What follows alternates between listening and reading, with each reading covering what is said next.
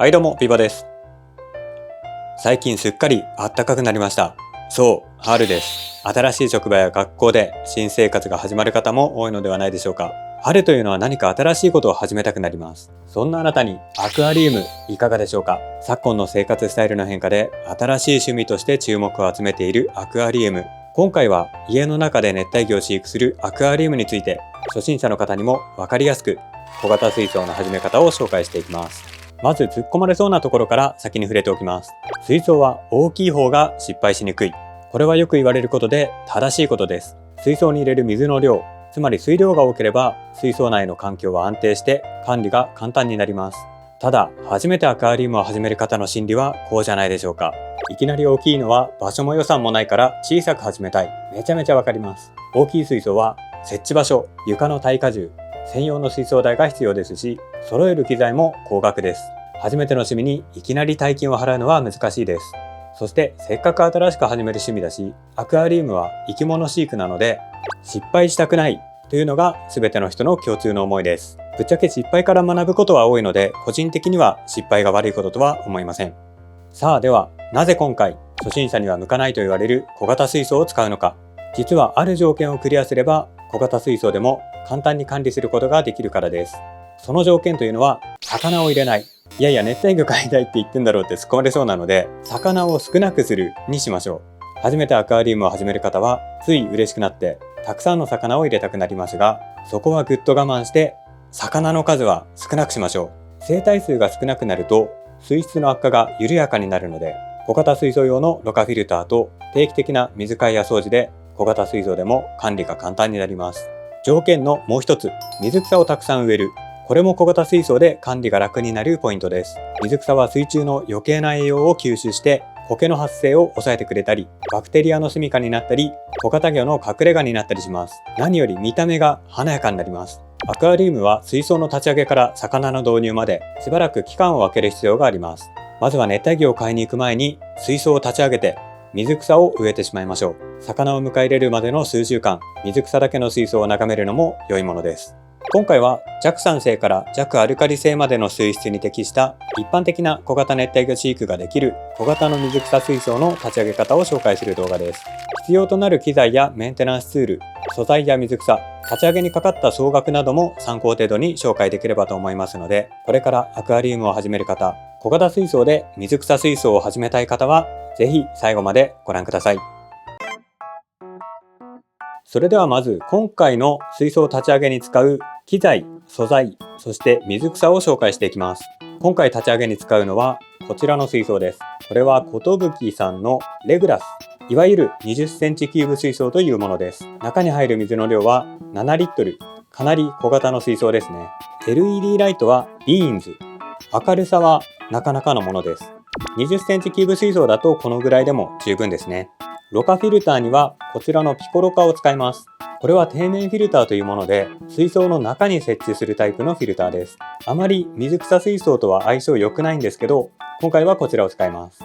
もちろんこういったタイプの水槽の縁に引っ掛けるタイプのフィルターとかでもいいんですけど、今回はこちらのピコロカにすることにしました。そしてヒーターはこちら、日総さんの 20W のヒーター。かなり薄型で小さい水槽でも目立ちません。これからの季節ヒーター必要かと言われるといらないかなっていう気もするんですけど、アクアリウムは長く楽しむ趣味なので、また冬が来た時にはこういったヒーターが活躍すると思います。スマートプラグ、つないだ電化製品を時間でオンオフできるタイマー的に使うものなんですけど、アクアリウムではこの LED ライトとかを接続します。それと水温計、そして網、2本持っておくと便利です。ピンセットとハサミ、これは水草を植える時とか水草を切ったりする時によく使います。ただピンセットは100均の試したことあるんですけど、精度は良くなかったですね。続いて素材を紹介します。すでに水槽の中に入っているんですけど、流木と石を使います。これはいわゆるレイアウト素材というもので、水槽を彩ってくれる。今回この流木と石、実はもう接着済みなんですよね。これは別動画で紹介したんですけど、流木を切ったり貼ったりして好みの形に整えたものです。ここら辺の石とかは接着剤でくっつけたものです。詳しくは前回の動画をご覧ください。こういった素材については水槽を立ち上げる前でも全然作ることができるので、手先の器用さに自信がある方、ものづくりが好きな方、こういったものを作ってみるのも楽しいかもしれません。そしてこちらにあるのも石ですね。レイアウトの一部として使おうと思います。そしてここにあるのは砂利、そして土を焼き固めたソイルというものです。こういったものを水槽の底に敷いておくんですけど、バクテリアの住処になったり、水草を植えやすくなったり、いろいろメリットがあります。そして最後に水草ですね。今回結構種類を用意してあるんですけど、全部使うかどうかはわからないです。ただ今回流木に水草をくっつけたいので、ここら辺に見えてるアヌビアスナナプチとかは必ず使おうと思います。これも使いながら紹介をしていきたいと思います。そして今回入れる魚なんですけど、まだ決まってません。何入れようか悩むんですけど、入れるのは3匹ぐらい考えています。家にいる生態を入れるか、新たにお迎えするか、それも決めていないので、これは後ほどじっくり考えたいと思います。というわけで20センチキューブ水草水槽製作開始です。まずレイアウトなんですが、こんな感じでいきたいと思います。あらかじめ作っておいたこの流木はここに設置することに決めていたので、天然フィルターを右隅に置いて、それを隠すように風山石の小さいものを配置しています。本当はこの底面フィルター、流木の裏側に隠せば一番スッキリするんですけど、流木の後ろ側は水草を植えたいので、こちら側に設置しています。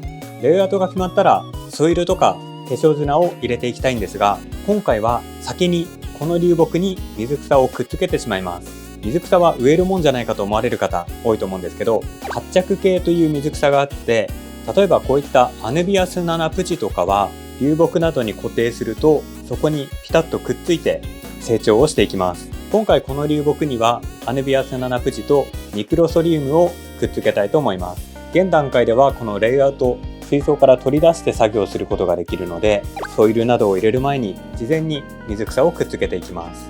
今回水草をくっつけるために水草専用の接着剤を使います。これは水に濡れるとくっつくというちょっと変わった接着剤。今回はアヌビアスナナプチをつけていきます。接着する時の注意点は、このすでに伸びている根っこ、自然に切ってしまいます。この根っこは残しておいてもくっつくことはないので、こんな感じで切り落としてしまいます。あとはここに接着剤を塗って貼り付けるだけなんですけど、水草って成長する向きが決まってるので、例えば水草上の方に伸びてほしいのに適当にペタッとくっつけちゃうと、仮に成長の向きが下だった場合はこっち側に伸びていってしまいます。アヌビアスナナプチの場合はだいたいこの葉っぱの向きが揃ってるので、この株であれば画面の右側に向かって成長していきます。なので今回はこんな感じで取り付けると上の方に成長していきます。じゃあ適当に濡らして接着剤をつける。そしてペタッとつける。くっついたね。若干指にもくっついてましたけど、こんな感じで流木にくっつけました。落ちないですね。水草乾いたらまずいので霧吹き。こんな感じで流木に水草をくっつけていきます。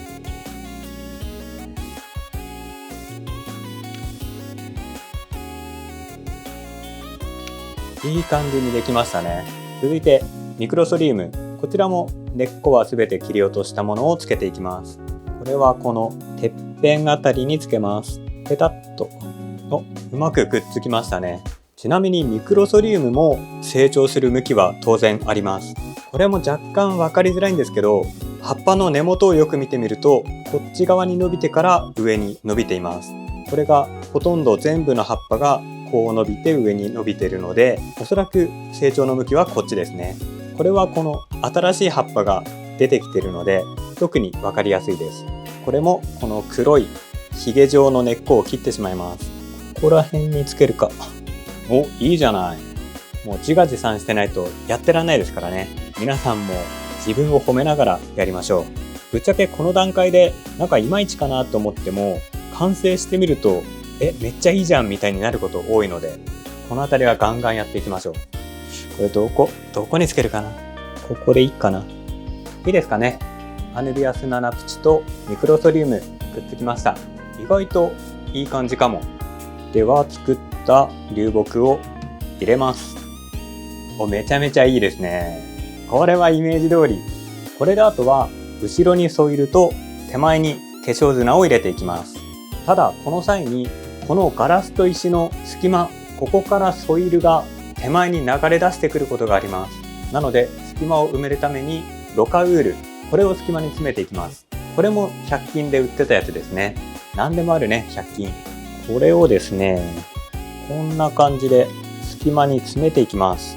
横から見たら目立っちゃうんですけど、正面から見るとそんなに目立たないと思います。いや、目立たないように工夫しましょう。こんな感じかな。これだといいねいいね。正面からはほとんど見えませんね。底面にも隙間空いてるんですけど、これはおそらく手前の化粧砂とソイルが押し合って漏れ出てくることはないと思います。ではこれから水槽の後ろにソイルを入れるんですけど、だいぶ石を詰め込みました。この辺り土留め石ですね。ソイルが流出するのを防ぐために入れています。これも土留め用の石。そして今ここがソイルを入れるエリアです。底面フィルターのコードもこの下を通しています。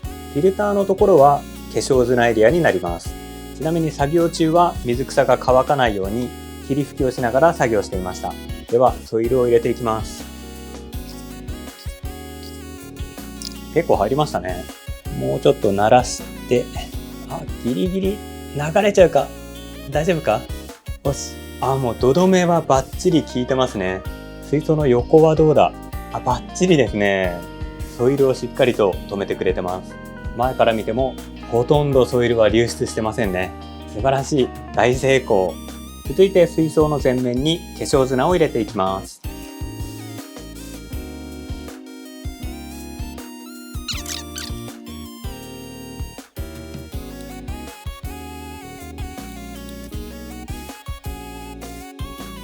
これで全部入りました。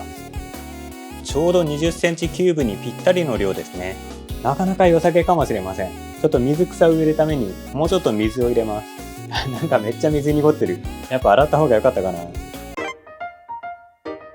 それでは水草を植えていきます。これはクリプトコリネ。結構好きな水草です。ただスイッチが入るとめちゃめちゃ根が伸びてきます。なので底面フィルターのそばには植えたくないんですけど、ここしか場所がなさそうなのでここに植えちゃいます。よいしょ。ちょっと浅いかな。適当だけどこんな感じで。続いてソイルエリア。ここはもうパールグラスですね。30センチキューブ水槽から奪ってきたんですけど、長さがちょっと安定してないというか揃ってないので、よいしょ。適当に、よいしょ。めちゃめちゃ適当ですけどね。初心者の方向けに何もお得な情報を提供していない。水草を植えるときにピンセット抜くと一緒に水草も抜けちゃう人多いと思うんですけど、そういう時はもう二刀流でこれを刺して、これちょっとピンセットじゃないんですけど、ピンセットとかで押さえて抜いちゃう。こんな感じで二刀流でやるとかなり植えやすくなると思います。水草を植えるの苦手っていう方はぜひ二刀流でお試しください。今回はサクサクいきたいので本当に適当です。何株一緒に植えてるんだっていう話ですよね。よし、こんな感じでいいかな。パールグラスこんなもんでいいですかね。そしてここ空いたエリアはこのえぐい赤代表アルテラナンテラレインキーミニを植えます。うまく育つかはちょっとわからないですね。ただこの水槽赤い色がないのでズボッ、ちょっと狭いかな。よし、ちょっと2株でいいですかね。ではレイアウトも済んだので水を入れていきます。水槽に入れる水は水道水なんですけど、そのままの水道水を入れると塩素が入っているのでバクテリアだったり生態がダメージを受けてしまいます。水槽に使う水はカルキ抜きを入れて塩素を抜きます。現段階では生態も入っていなくてバクテリアもまだ全然いない状態なのでカルキ抜きする必要はないんですけど、カルキ抜き入れたらすぐカルキは抜けるのでそのまま水槽に入れて大丈夫です。水槽に入れる際には砂利だったりソイルといった低床部分に水を注いでしまうと巻き上がって水槽の中が台無しになってしまうので、石とかが入っていれば石にぶつけるように入れたり、こんな感じで手で水を受け止めながら入れてあげると水槽の中が壊れません。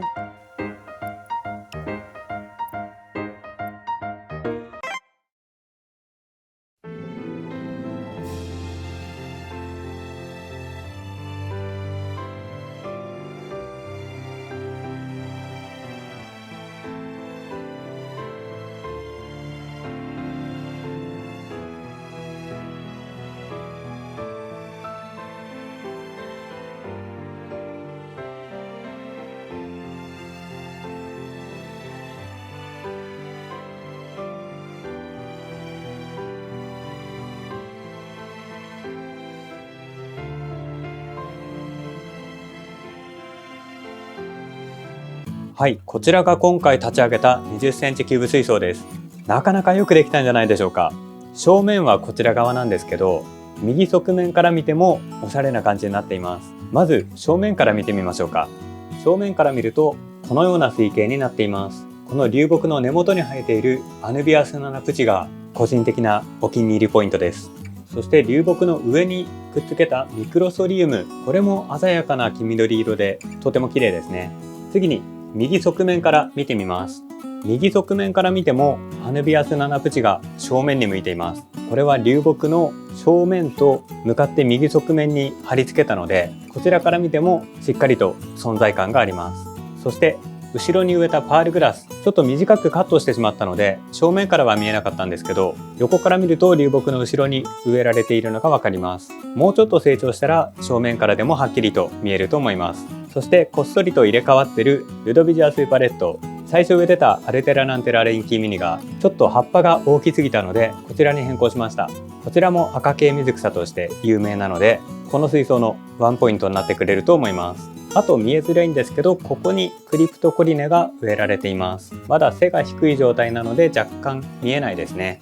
それとここにある謎のコードと変な黒い塊、これは底面フィルターの排水口です。一応砂の中に埋めたのとパイプを短くしているのでかなり存在感はなくなっていると思います。正面から見るとほとんど見えないですね。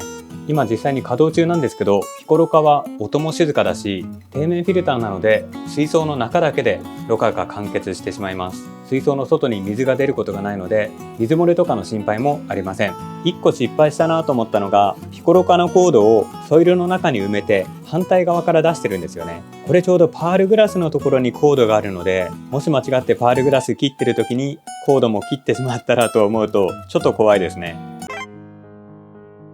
では今回かかった総額、魚を入れていない現在のこの状況までの総額をご紹介します。金額についてはチャームさんの楽天市場店の価格を参考価格とさせていただきます。じゃあ使った機材と金額を言っていきます。まず水槽、寿のクリスタルキューブ200、2080円。LED ライト、寿のビーンズ、1700円。ろ過フィルター、ジェックスのピコロカ、2310円。ヒーター、日総のプロテクトオートスーパーミニ 20W、2560円。水温計、エバリスのきっちり測れる水温計、397円。低床、ジェックスの水洗い不要リバーサンド、265円。ソイル、プラチナソイル、パウダー1リットル、390円。ステンレスピンセット、300円。ステンレスハサミ、930円。ジェックス魚に優しいネット、231円。カルキ抜き強リンプロテクト X、898円。上畑液状接着剤、498円。上畑液状接着剤用補助剤、435円。上畑ゼリー状接着剤、258円。形状任せ枝状流木 S サイズ3本、2355円。形状任せ風山石粒サイズ 1kg、770円。形状任せ風山石 S サイズ3個、1050円。水草、これは参考価格で全部まとめて3000円ぐらい。スマートプラグ、電源タップタイプだと4000円。総額は 24,427 円。25,000円くらいですか。これは安いですか高いですか。一応今回合計25,000円となったんですけど、ピンセットやハサミは100均で買えるのもありますし、水温計も100均で買えますね。ヒーターはこれからのシーズン使わないとなると後回しにしても OK。抑えようと思えば2万円以下には抑えることも可能です。ただ今回のはこれから生態、魚とかエビとか貝とか生態の費用と生態の餌代、万が一の時の漁病薬、薬代ですね。あとは定期的にメンテナンスしていくので、プロホースエクストラという紙アイテムを買ったり、エアポンプなんかもあるといろいろ役に立ちます。あとはエアチューブだったりエアストーン、細々したものが必要になることもありますね。なのでやっぱり25,000円ぐらいあれば生態の導入までもいけそうですね。25,000円、新しい趣味を始める金額としてはどうなんでしょうか。個人的にはアクアリウムは生き物飼育とインテリアを兼ね備えたとても面白い趣味だと思うので、余裕のある方、興味のある方はぜひチャレンジしてほしいなと思います。というわけで今回は20センチキューブ水槽で水草水槽を立ち上げる動画でした。立ち上げ動画といっても今回は水槽の中に物をセッティングして水を入れただけです。実はこのままの状態では魚を入れることができません。この後の流れとしては水槽の中にパイロットフィッシュという強いお魚を入れて、そこからろ過のサイクルを立ち上げていきます。これは水槽の中にバクテリアを繁殖させるっていう工程なんですけど、目に見えないのでなかなか分かりづらいんですよね。すでにアクアリウムをやってる人とかは、他の水槽から水を持ってきたり、他のろ過フィルターのろ材を使ったりすればすぐバクテリアは定着するんですけど、今回は全くゼロからアクアリウムを始めるという想定で、こちらのバクテリア剤を使って魚の導入をしてみたいと思います。この魚の導入に関してはちょっとボリュームが出そうなので、また次回の動画でしっかりとやっていきたいと思います。というわけで今回の動画は以上です。もし参考になったという方はチャンネル登録、グッドボタンよろしくお願いします。皆さんの新しい趣味としてアクアリウム加わることを楽しみにしています。それでは今回もご視聴ありがとうございました。また次の動画でお会いしましょう。それではまた。バイバイ。